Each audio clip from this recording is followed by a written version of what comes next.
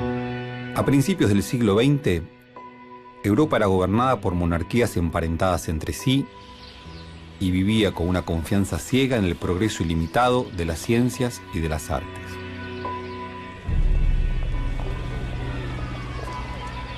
Pero, después de años de paz, en la región de los Balcanes, se produjo un asesinato que detonó las viejas tensiones que existían en el continente.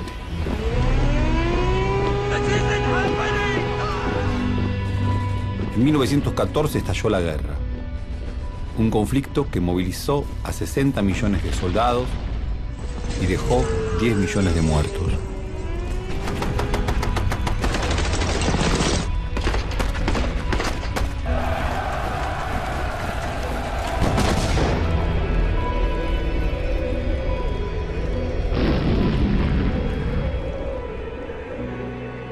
Mientras Europa se precipitaba al abismo, Argentina vivía años de crecimiento económico y conquistas sociales. El derecho al voto dio inicio a una nueva época en nuestro país que, aunque alejado de los campos de batalla, no salió indemne a las consecuencias de la guerra.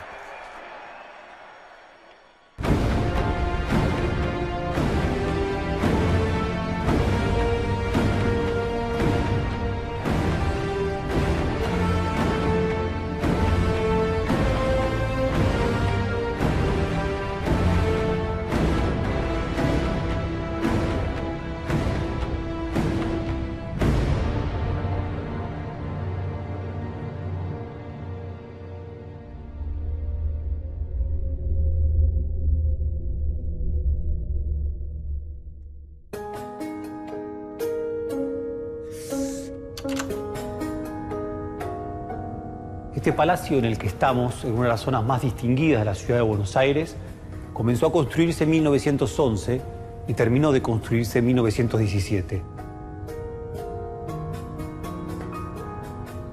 Sin duda este palacio trasunta riqueza, fastuosidad, sofisticación, todos elementos que tienen que ver con el desarrollo que había logrado Europa durante ese largo siglo XIX y que en el último momento, el momento de la llamada Belle Époque, que tanto caracterizó sobre todo la cultura francesa, parecía haberse desarrollado aún con más ímpetu gracias a los largos años y largas décadas de paz que habían permitido un desarrollo económico, cultural, educativo. Sin embargo, en 1914 estalla la guerra, y la guerra desmorona, echa por tierra todo ese desarrollo.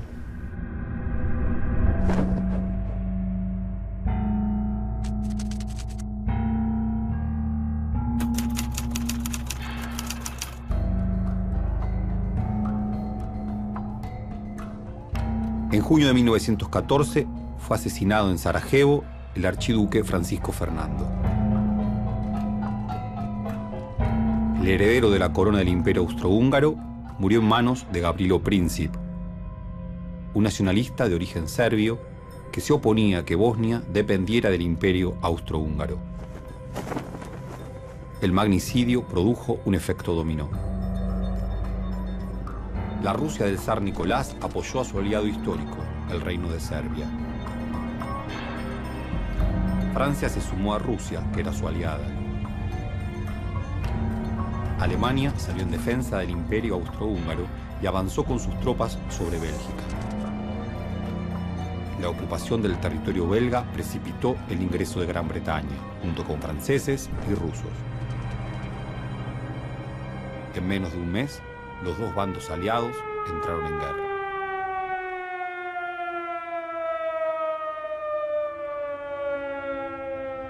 Cuando la guerra estalla y este palacio está en plena construcción, no se tiene conciencia de la catástrofe que está sucediendo en Europa. En la Argentina, algo muy distinto ocurre. La vida política, la vida social sigue su curso, un curso que está hecho de contradicciones, que está hecho de crisis, que está hecho de tensiones, pero sin embargo nada se sabe de trincheras, nada se sabe de tanques, nada se sabe de bombardeos. Incluso, bien vale decir, que durante esos años se van a producir entre nosotros progresos importantísimos, fundamentales, para lograr una vida en común más justa.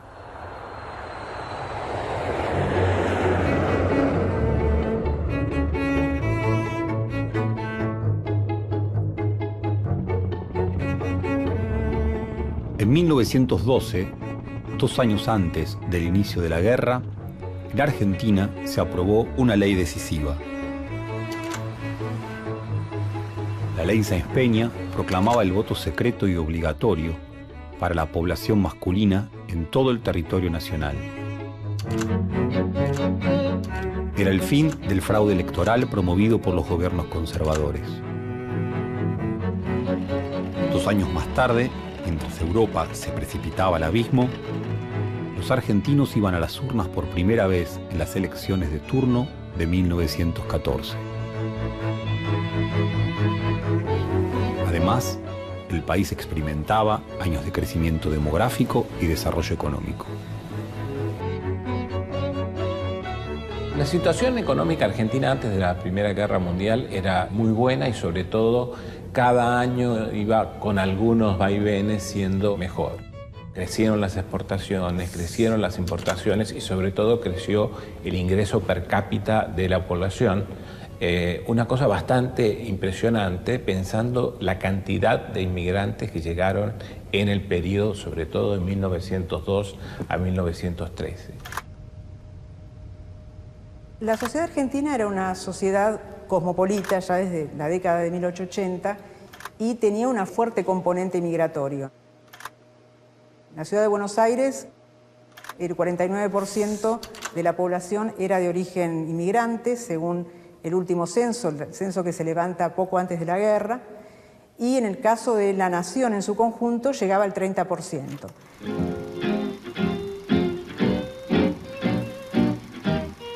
Me parece que la primera década del siglo, la que va a terminar con la Primera Guerra Mundial, es una década sobre todo de acumulación. Obviamente existe lo que se llama el efecto derrame, que las clases populares van teniendo más ingresos, pero la situación me parece que es mucho más de generación de riqueza, pero no distribución del ingreso. En Europa, la neutralidad parecía una política imposible, porque no había nación con aspiraciones colonialistas que no creyera que había llegado su momento para seguir expandiéndose en pos de recuperar su pasado imperial o de alcanzar finalmente un futuro de gran potencia colonialista. En la Argentina, sin embargo, la política de neutralidad era una política de gobierno, compartida por políticos que, más allá de este punto, estaban en veredas claramente opuestas.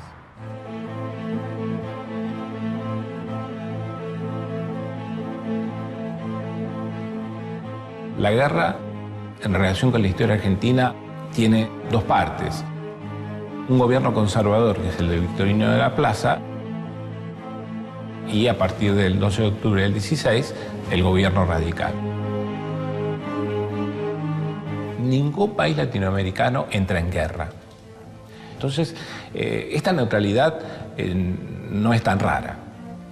Sobre todo la neutralidad cuando justo empieza la guerra.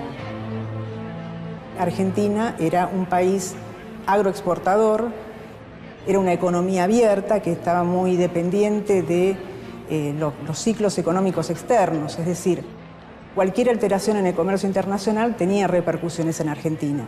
De ahí que inicialmente la preocupación que genera la guerra es que eso llegue a afectar a la economía interna.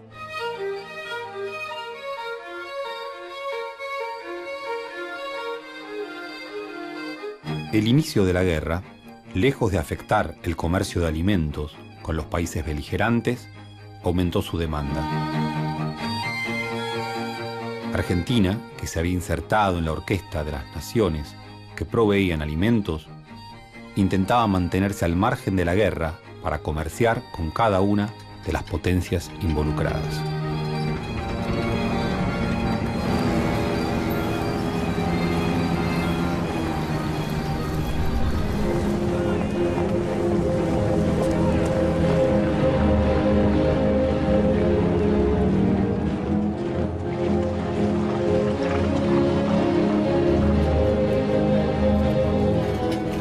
Inglaterra no tenía interés en que la Argentina participara con tropas, sino que tenía interés en los alimentos argentinos.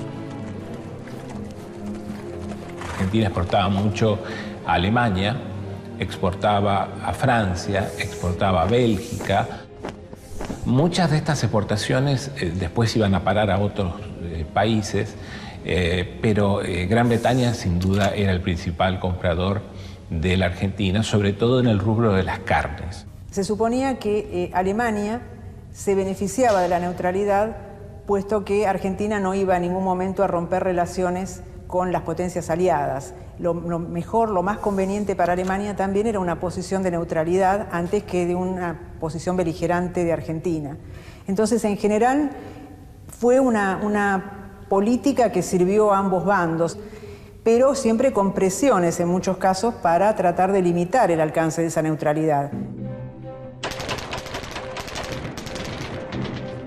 Mientras el conflicto se mantuvo en los confines del continente europeo, Argentina pudo sostener el delicado equilibrio de comerciar con las partes enfrentadas. Pero ni bien Alemania decidió llevar la guerra con Gran Bretaña al mar, la posición argentina fue más complicada de sostener.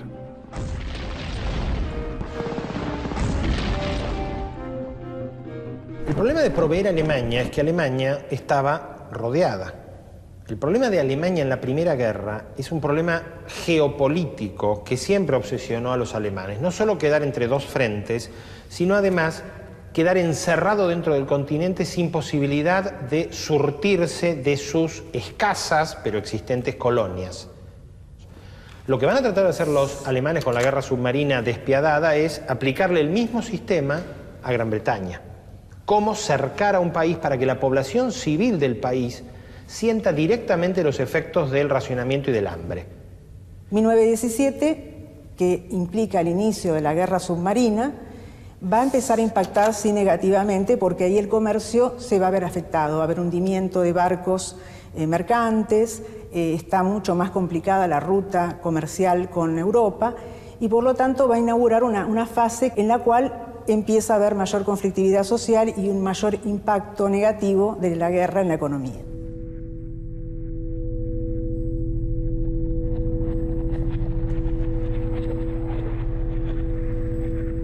Mientras la Argentina se mantenía a distancia del fuego que arrasaba en el viejo continente, la guerra buscaba nuevos espacios para poder desarrollarse por fuera de la tierra. Y fue así que el aire se transformó en un nuevo escenario fundamental de esta guerra. Por supuesto, por la aviación, que cada vez fue más importante en su desarrollo, pero también por el uso de los gases. Por primera vez en la batalla de Ypres, en el frente occidental, los primeros meses de 1915, batalla que enfrentaba a alemanes contra ingleses y franceses, los gases fueron usados de manera letal.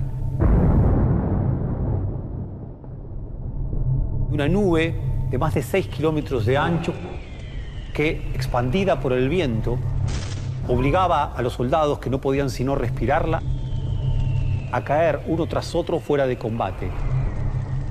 El aire se había vuelto una real amenaza.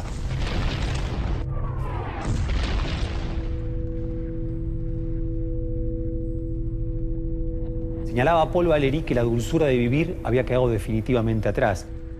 Y un artefacto de estas características no hace sino confirmar que no hay dulzura de vivir posible en convivencia con ella. De repente no se podía confiar ni siquiera en el aire que se respiraba.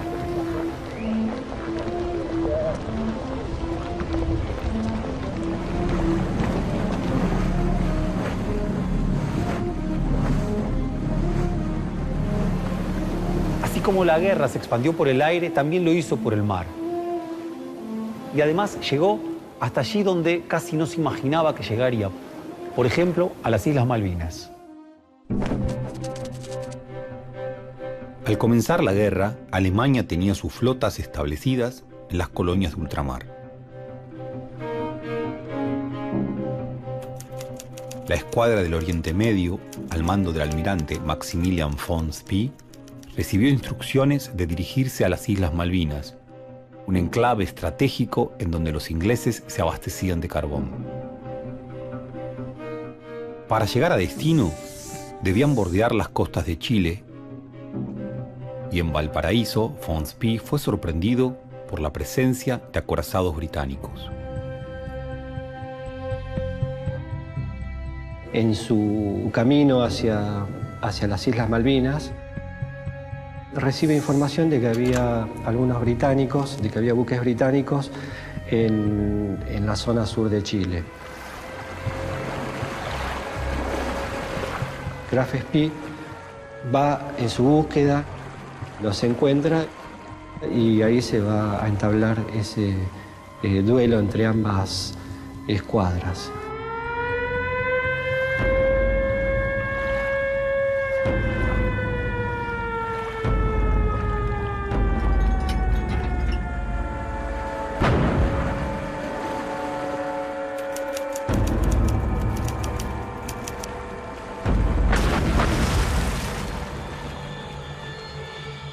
Como había sido una derrota bastante humillante para los ingleses, los ingleses enseguida, cuando reciben noticias de la destrucción de esos buques que estaban en la zona sur, enseguida va a mandar refuerzos y los manda directamente hacia las Islas Malvinas. En los puertos chilenos, el almirante von Spee perdió demasiado tiempo a la espera de buques carboneros que abastecieran a su flota. Winston Churchill, almirante de la Armada Británica, supo aprovechar esa debilidad y envió buques a blindar las Islas Malvinas. El 8 de diciembre, von Spee se encontró con una sorpresa. Porque él esperaba un menor número de barcos y buques de menor calidad en cuanto a la capacidad de fuego. Recordemos que el mando británico había enviado refuerzos. En aquel entonces las comunicaciones eran diferentes a las de ahora y uno tardaba varios días en enterarse de los movimientos y de la llegada o salida de los buques. Él da la vuelta y da orden a todos sus buques de que escapen hacia el este. Los buques británicos que estaban allí estacionados deciden hacer la persecución. Pero acá hay un detalle, que los barcos que estaban estacionados estaban con sus calderas apagadas. Solamente 2 estaban de guardia y estaban en capacidad de perseguir a estos barcos o de hacerle frente en forma inmediata. Si von Spee hubiera sabido eso, seguramente los hubiera atacado ahí en el puerto.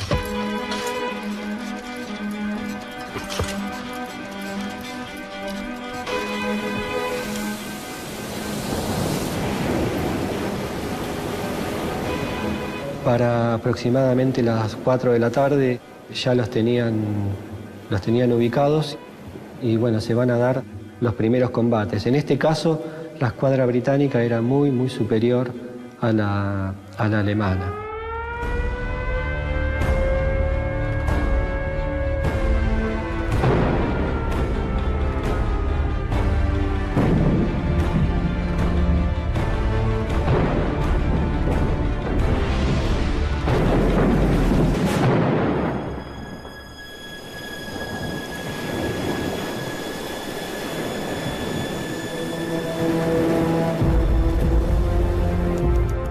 Von Spee muere al mismo tiempo que se hunde su barco.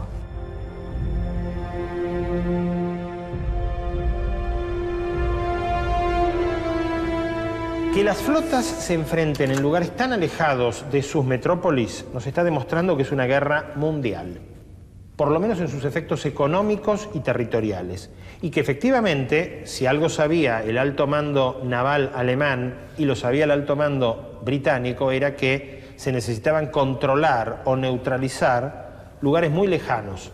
El paso por el Estrecho de Hornos, el uso de las Malvinas como bases carboneras, etcétera, etcétera.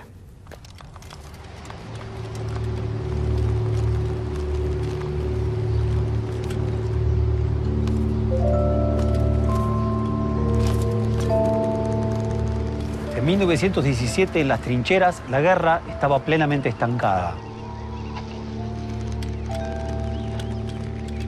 Alemania entonces toma una resolución drástica.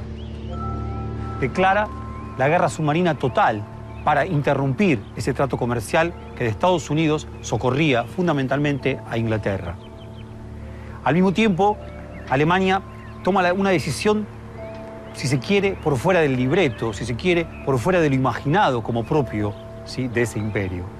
Decide llevar adelante una serie de tratativas para estimular a los mexicanos, hijos de la revolución que había estallado en 1910, a recuperar territorios que habían perdido con Estados Unidos durante el siglo XIX.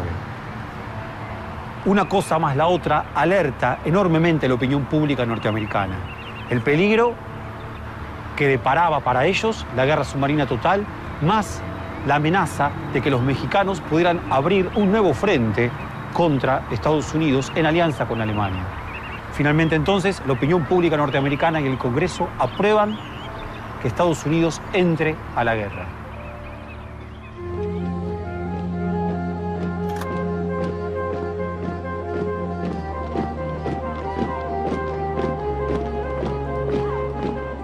Tras su ingreso a la Gran Guerra, Estados Unidos impulsó una política de alineamiento de todas las naciones latinoamericanas bajo la bandera del panamericanismo. Ninguna nación debía ser neutral. El gobierno de Estados Unidos presionó a través de sus agencias de prensa para que el gobierno de Irigoyen abandonara su política de no intervención. Como las presiones diplomáticas y económicas no funcionaron para el caso de la Argentina, porque Irigoyen resistió ese tipo de decisiones, van a tomar una política de difusión de una serie de telegramas que habían interceptado, enviados por el ministro alemán en Argentina a su gobierno.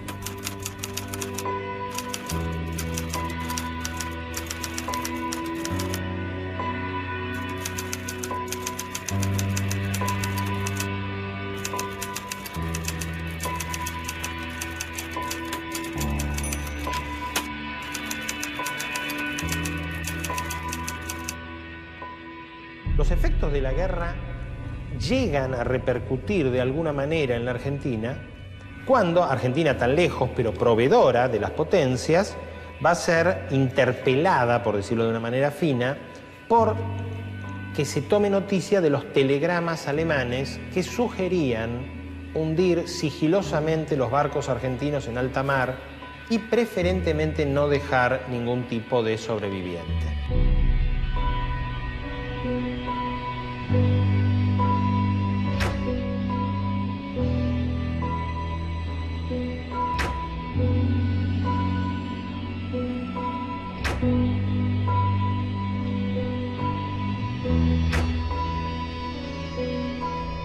Esa información fue como un detonante importante de las movilizaciones, porque había una idea de un orgullo nacional herido, de un trato injusto para la Argentina dado por Alemania, y por lo tanto hubo movilizaciones tanto en abril, cuando fueron los primeros hundimientos de naves, como en septiembre, que es el momento de la difusión de los telegramas, en los cuales la opinión pública se polarizó.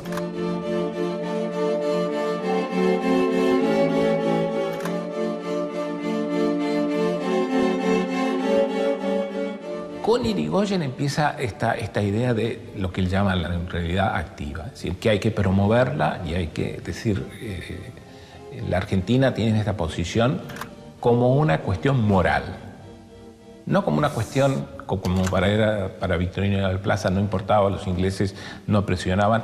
Ahora hay una presión que es la de Estados Unidos, y Irigoyen responde con la neutralidad. Esta neutralidad en realidad entonces es más intensa en términos de contenido que la neutralidad de Victorino de la Plaza.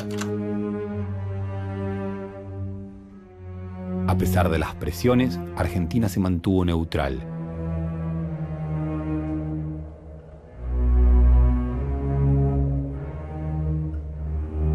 Irigoyen entendía la neutralidad partiendo de un concepto de paz como estado natural. La neutralidad era algo que se daba por defecto en el marco de un conflicto que involucraba a terceros. Además, nuestro país no podía darse el lujo de perder mercados.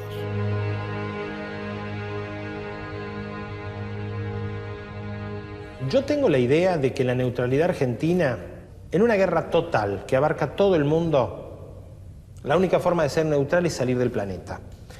Estar dentro de los circuitos comerciales, proveer como neutral a los países combatientes con mayor privilegio, quienes ya tenían un vínculo económico o tenían más acceso a través de los puertos y los canales de circulación, no es del todo ser neutral.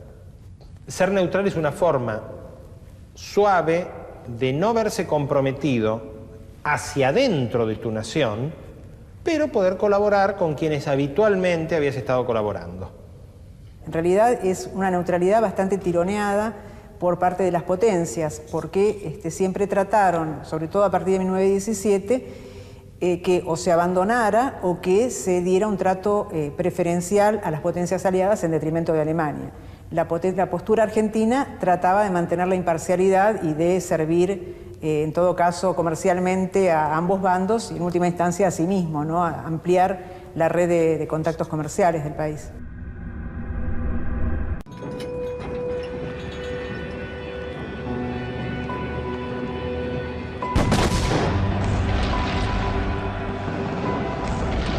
A 3 años de iniciada la guerra, el mundo contemplaba azorado el poder de destrucción del hombre.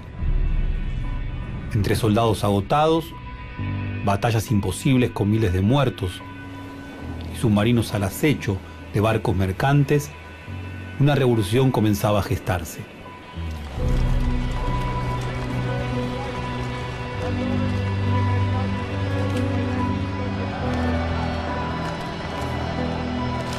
Argentina mantenía su posición de neutralidad a pesar de la presión que Estados Unidos ejercía sobre toda América Latina. Pero algo estaba cambiando en el país. Huelgas, inflación y activismo obrero copaban los titulares de los diarios nacionales. Comenzaba el año 1917.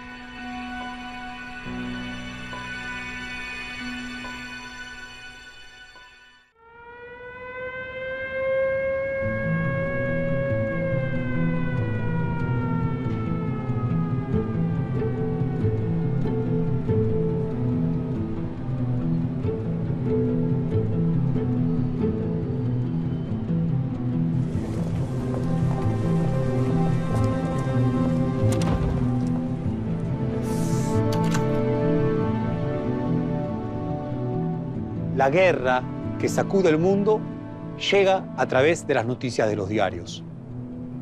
Con las letras catástrofes de los titulares, apuntalada por la voz de los canillitas desde las pizarras, con las sirenas o con las luces de las farolas, miles y miles de ciudadanos se enteran día a día de los desastres de los campos de batalla.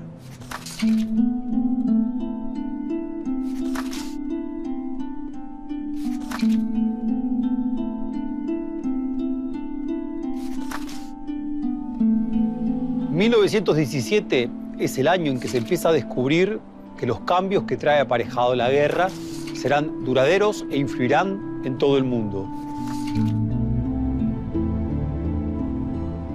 Hartos de un conflicto que, además de llevarse miles y miles de vidas, se estanca en las trincheras, los soldados aquí y allá empiezan a desconfiar de los altos mandos de sus ejércitos. Así el abatimiento, la indisciplina y la deserción empiezan a propagarse. Además, 1917 es el año en que la participación de una flamante potencia que hasta ese entonces se había mantenido al margen del drama europeo, nos referimos a Estados Unidos, anuncia la preponderancia que tendrá a lo largo de todo el siglo que se inicia. En la Argentina se desarrolla el primer año del gobierno de Irigoyen y, al mismo tiempo, un conflicto enfrenta largamente a los obreros de los ferrocarriles con la patronal, que es mayoritariamente de origen inglés. Pero, sobre todo, 1917 es el siglo de una gran revolución, la Revolución Rusa que marcará como ninguna otra al siglo XX.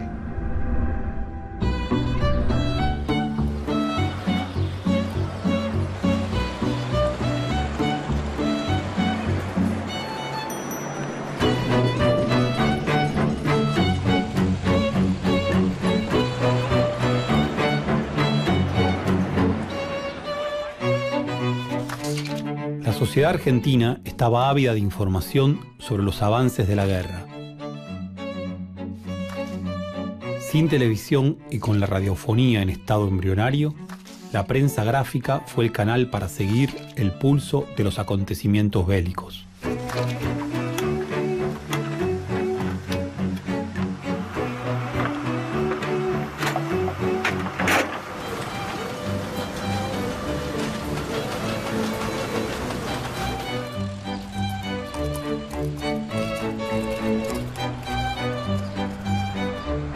Los primeros meses de la guerra son realmente de una enorme repercusión en la Argentina. La opinión pública está capturada por esta novedad y luego, a lo largo de los años que dura la guerra, esa atención va a tener sus vaivenes y sus intensidades, porque es muy difícil mantener la atención de un público lector durante 4 años en torno a este hecho. Pero durante el primer semestre que dura la guerra, incluso durante los primeros meses de 1915, hay una verdadera fascinación de la opinión pública porteña con la cuestión de la guerra. En el caso de la ciudad de Buenos Aires, fue notable la acción del diario La Prensa, de la familia Paz, que era el diario de mayor tirada a nivel nacional y que en ese momento disponía de varias herramientas adicionales para llevar a la opinión pública noticias sobre la guerra. Una de estas herramientas era su famosa farola, que iluminaba con colores diferentes para indicar y notificar a la población de un triunfo aliado o de un triunfo de los imperios centrales. Y también el uso de la sirena, que se solía escuchar incluso en los confines de la ciudad, para el caso de noticias de último momento que fueran muy trascendentes. Es decir, que eso lo que generaba era que la gente fuera rápidamente movilizada en busca de noticias a los diarios, porque sabían que un acontecimiento importante se había producido en Europa.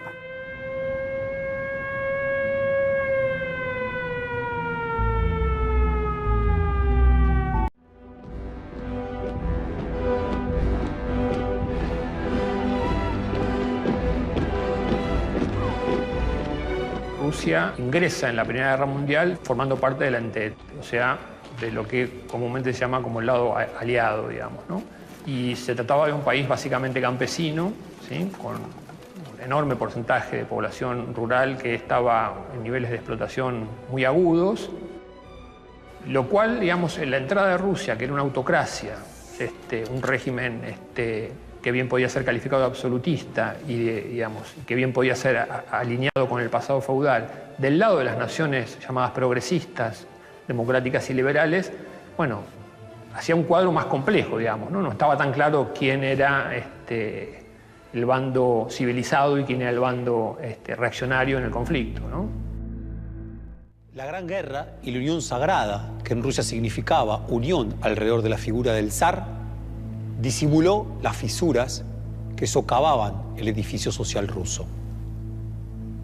Pero solamente por poco tiempo, porque las derrotas fundamentalmente contra Alemania fueron estrepitosas y rápidamente mostraron que el zarismo estaba en crisis y en una crisis terminal. Es así que hacia febrero de 1917 los soldados rusos empiezan a cambiar las trincheras por las barricadas.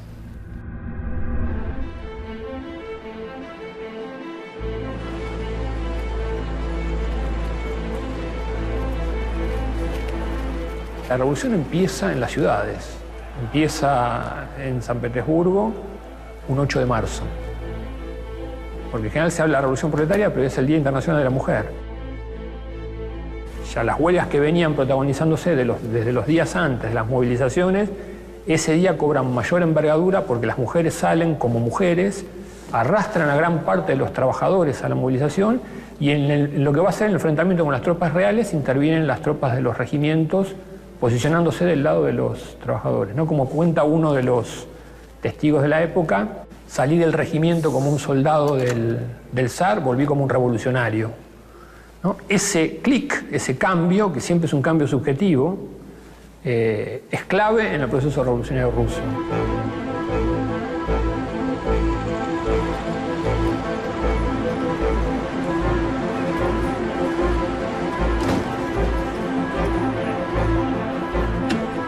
La La caída del zarismo marcaba el fin de una forma de gobernar Rusia.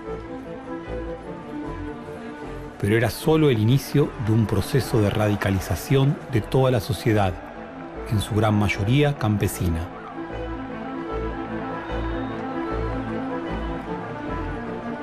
El gobierno provisional, que había asumido el lugar del zar Nicolás, buscaba asemejarse a una democracia liberal burguesa como la de sus aliados. Pero para la sociedad, organizada en asambleas populares, esta opción no iba a ser suficiente.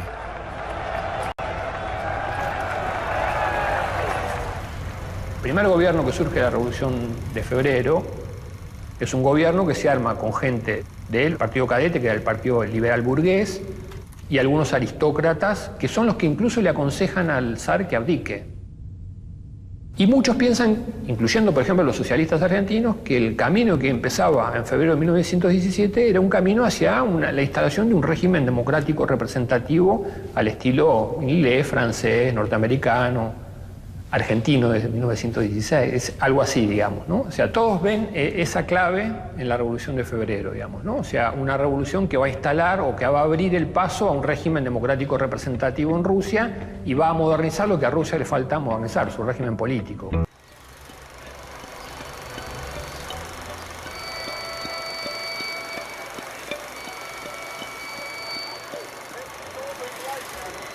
Una vez derrocado el zar por la Revolución de Febrero de 1917, sucede en Rusia un fenómeno muy particular. Porque no hay un único poder que lo reemplace, sino, en palabras de Lenin, se tratará de una dualidad de poderes. Por un lado, nos encontramos con la Duma, el Parlamento, una institución que desde 1905 intenta representar infructuosamente al conjunto de la población rusa. Su voluntad es la de llevar a Rusia una forma social y política similar a la de sus países aliados en la guerra, es decir, una forma democrática, liberal, burguesa. Por el otro lado, nos encontramos con los soviets. ¿Qué son los soviets? La palabra es de origen campesino e indica viejas asambleas igualitarias en las que se intentaban resolver los problemas de la comunidad incorporando la palabra de todos los campesinos. La mayoría social rusa no se siente representada, no se ve representada por la Duma. Por lo tanto, campesinos, soldados, obreros pasan a integrar soviets, estas asambleas que tendrán una función singular, fundamental en ese año 1917.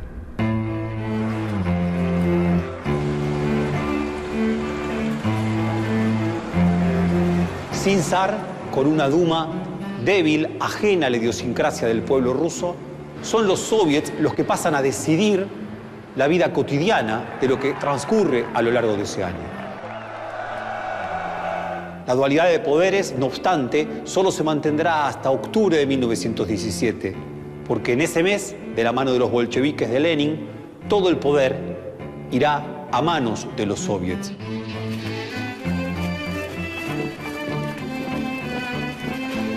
Será la primera revolución socialista en estallar en el mundo.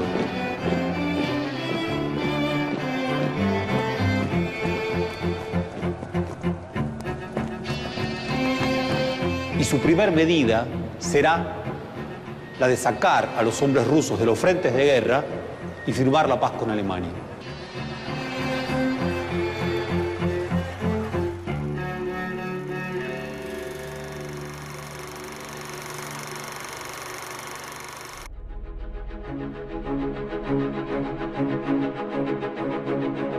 En 1917, la guerra comenzó a afectar negativamente la economía argentina. Por un lado, la ampliación del conflicto continental hacia los mares a través de la guerra submarina alemana limitó el intercambio comercial de la Argentina con los países europeos. Por otro, el inicio del conflicto bélico había desencadenado un proceso inflacionario a nivel mundial que, en 1917, impactó directamente en el costo de vida de los argentinos.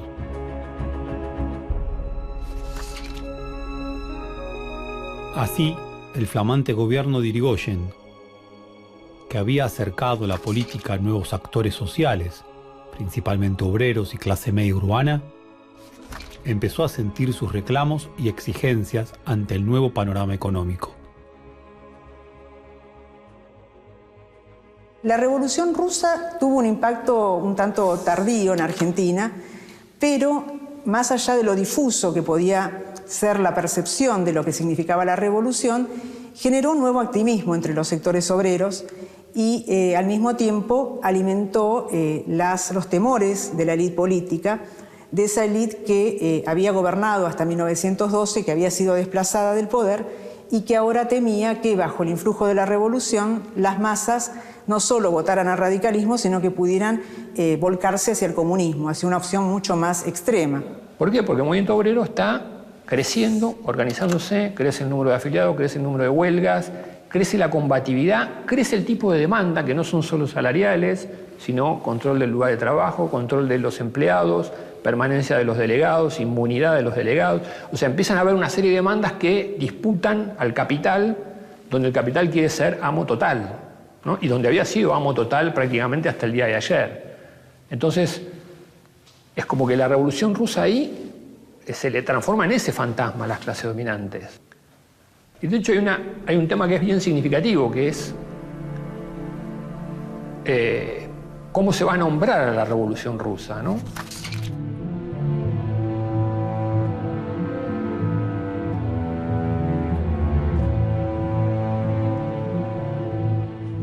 De hecho, en abril de 1917 hay un mitin en Plaza 11 que reúne a 47 agrupaciones rusas e israelitas, porque muchos eran rusos judíos que habían inmigrado.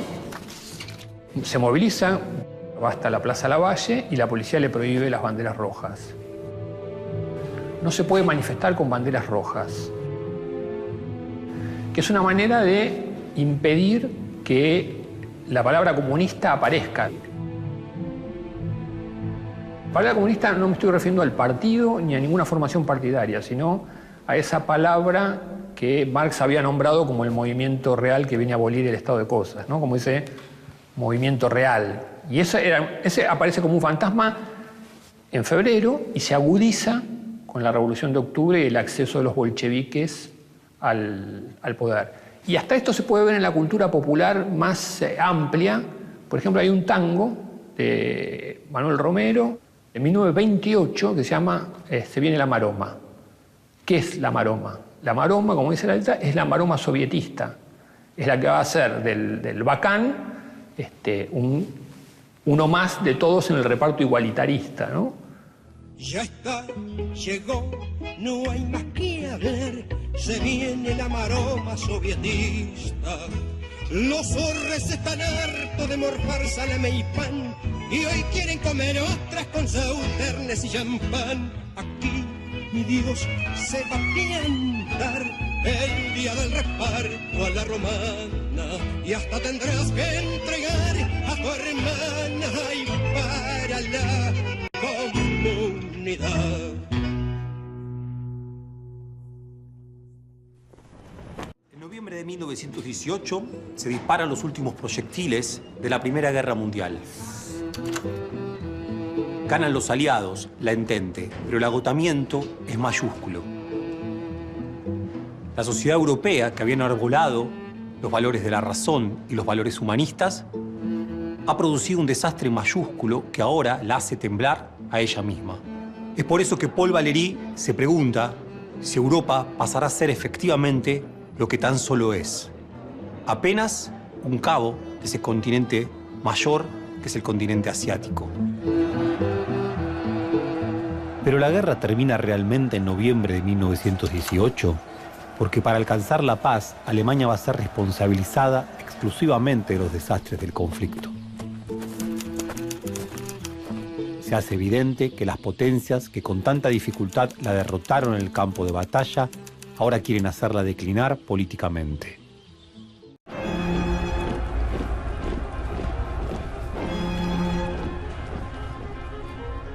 La guerra, que se había justificado en la defensa del orgullo de las naciones, demostró ser una carnicería. En noviembre de 1918, Alemania capituló. Las potencias firmaron un armisticio. Las hostilidades militares cesaron 6 horas después de la firma.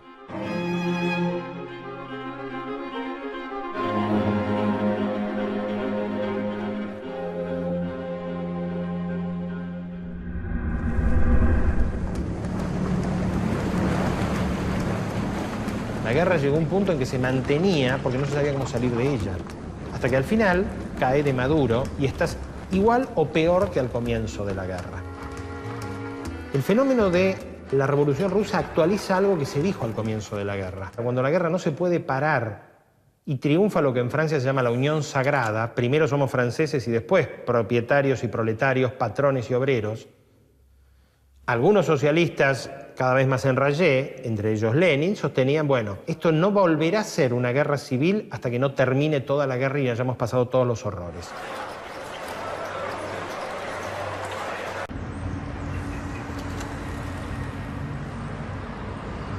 Europa está en crisis. La conciencia burguesa está herida y flaquea. Durante los meses de la dudosa paz que siguieron a la guerra, los estallidos revolucionarios se propagan en Múnich, Berlín, Budapest, en Torino. Argentina, que había logrado mantenerse a distancia de la guerra, vivirá, sin embargo, en carne propia la oleada revolucionaria. La lucha de los obreros de los talleres Bacena, que concita la adhesión de la clase trabajadora por entero, parece indicar que hay un sujeto colectivo que tiene la capacidad para transformar ese orden social. Las clases dominantes desconfían de Irigoyen y por lo tanto organizan una represión que va a dejar un tendal de obreros muertos y a su vez se ensaña con la población judía. Así, la Semana Trágica de enero de 1919 condensa el ascenso de una clase social nueva, flamante, la clase trabajadora, con la irrupción también de una reacción violenta a la altura del fascismo que nacía al mismo tiempo en Italia.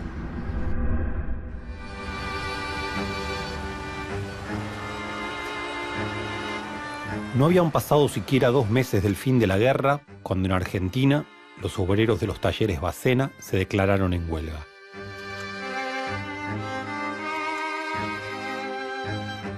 La guerra mundial había traído como consecuencia un aumento del costo de vida que afectaba a los salarios de los trabajadores. Los sucesos revolucionarios que sacudían Europa atravesaban fronteras.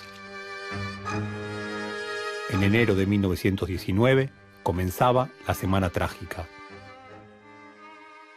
La Semana Trágica fue un episodio que podemos enmarcar dentro de esa etapa de fuerte conflictividad social que se abrió en 1917, que se caracterizó por una serie de huelgas importantes. Sobre todo en industrias que tenían una muy mala relación con los obreros. Por ejemplo, la industria metalúrgica era una industria terrible, donde había códigos de trabajo que prohibían hablar a un obrero con el otro. Y eso había llevado que durante la primera década del siglo, donde hubo mucha protesta social, la industria metalúrgica fuera uno de los lugares donde esta protesta tenía más fuerza. La respuesta oficial, la respuesta del gobierno de Irigoyen inicialmente es la pasividad, es decir, no va a intervenir, va a dejar que el conflicto se siga desenvolviendo, pero esto va a ser visto como una amenaza por los sectores propietarios, por la élite económica, que siente que la ciudad de Buenos Aires ha caído en la anarquía. A pocos días de iniciada la huelga, los patrones le exigieron a Irigoyen que reprimiera. La policía mató a 4 obreros.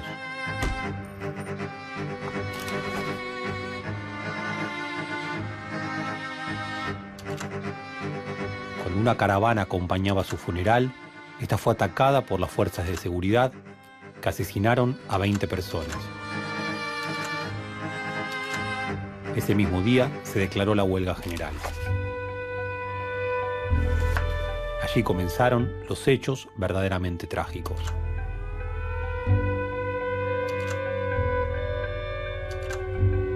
La represión de la Semana Trágica está relacionada con el fantasma comunista. Para mí había un proceso de subjetivación política alternativo, que si bien no era una revolución, habría una perspectiva de reconstrucción de la izquierda interesante, digamos, ¿no? O sea, ahí se produce como un estallido de los modos hegemónicos que la izquierda tenía de pensarse a sí misma, y la Revolución Rusa lo que provee es un léxico complejo, una práctica política novedosa, por lo tanto la necesidad de una reformulación de esos cuerpos de ideas y de esas praxis políticas que me parece que impactan. Y creo que la represión está dirigida a eso, a desarticular por largo aliento, digamos, o sea, en términos de largo plazo. Por eso hay tantos muertos, no hay ningún exceso ahí. Durante la Semana Trágica comenzaron a operar en las calles grupos de choque de la burguesía argentina. Eran civiles armados que se hacían llamar guardias blancas. Estos civiles armados se habían formado en el odio a los inmigrantes, a quienes acusaban de estar fomentando la conspiración judeo-maximalista para disolver la nacionalidad argentina. Que tiene que ver también esto con una asociación que ya se establece en la misma Europa del siglo XIX entre socialismo y comunidad judía. Ya el antisemitismo europeo identifica al judío, por un lado, con el capitalista, con el que está creando un sistema basado en una desigualdad cada vez más extrema, y al mismo tiempo se lo suele identificar con otra cara, como el comunista. Es parte de una conspiración mundial, entonces puede adoptar cualquiera de esos roles. Y en este caso, donde hay una coyuntura de fuerte movilización obrera y de temor de un contagio revolucionario, esa identificación lleva justamente a que esta comunidad sea víctima de los ataques de estas guardias blancas. El desenlace sangriento mostraba los límites de la política laboral conciliatoria de Hipólito Yrigoyen. La élite conservadora había asumido funciones paraestatales, creando sus propias fuerzas represivas. Esto era una organización espontánea de represión, pero a partir de enero del 19, de enero de 1919, van a formarse como la Liga Patriótica Argentina.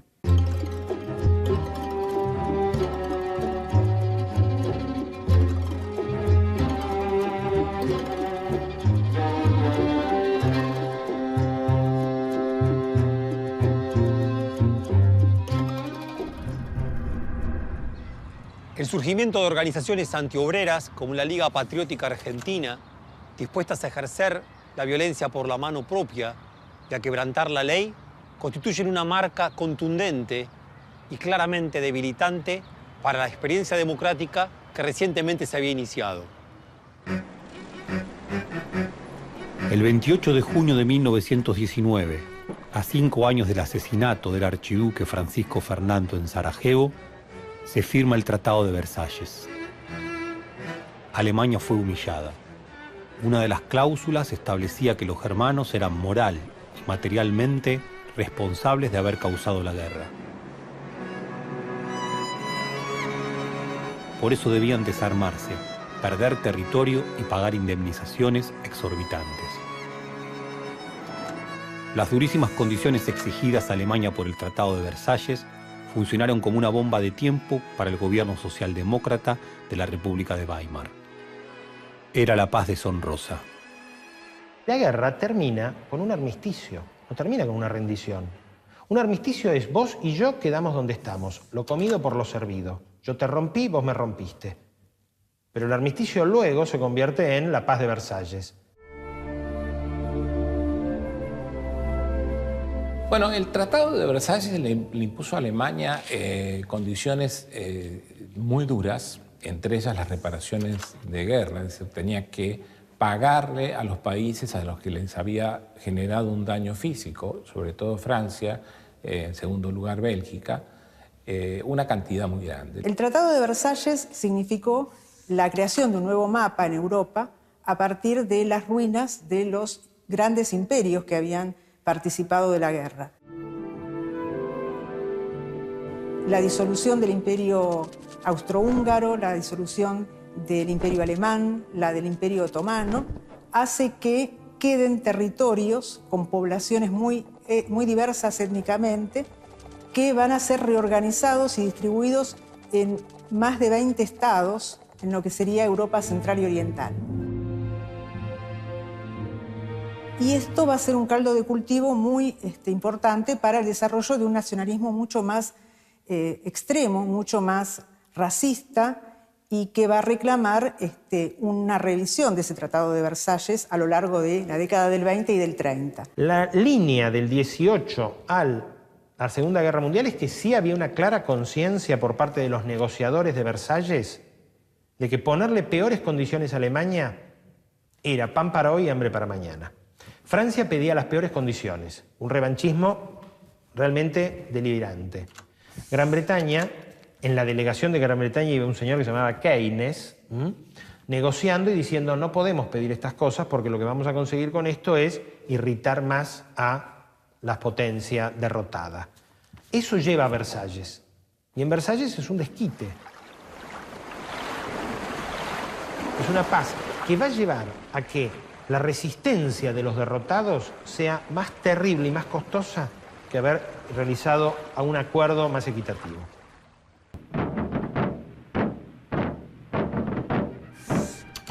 Cuando las deudas y las humillaciones se conjugaron con la crisis económica mundial de 1930, se disparó la popularidad de Hitler y del nacionalsocialismo.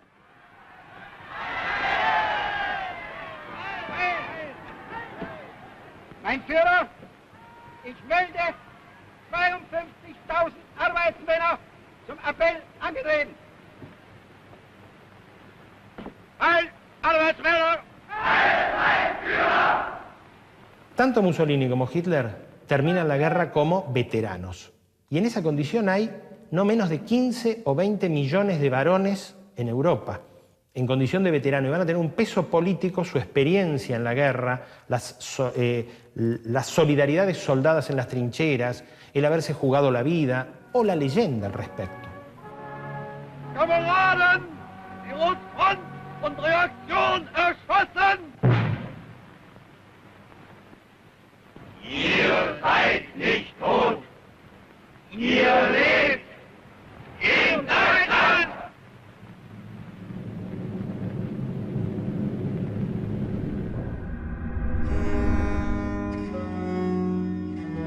Luego de los últimos disparos de noviembre de 1918, de este mayúsculo conflicto, el mapa de Europa cambió para siempre. Como señalaba José Carlos Mariátegui desde Perú, el vivir dulcemente había quedado definitivamente atrás. Aunque no se cavaran trincheras, el peligro había pasado a ser la moneda cotidiana de Europa y de todo el mundo.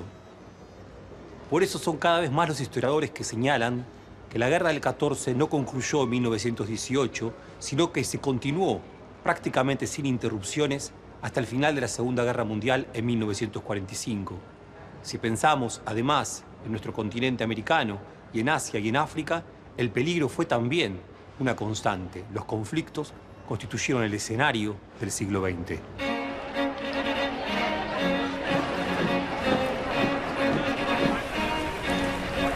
A la guerra también le siguió el ascenso del fascismo al poder en Italia, el crack financiero en 1929, que tuvo amplísimas repercusiones, el ascenso de Hitler al poder en Alemania en 1933, la Guerra Civil Española y la Segunda Guerra Mundial, que tendría en vilo el mundo hasta 1945. Entre nosotros, el golpe de 1930 detuvo el proceso político democrático y de protagonismo popular que se había iniciado con la llegada al gobierno de Irigoyen. No obstante, a partir de 1945, el protagonismo de masas en la Argentina va a ser insoslayable.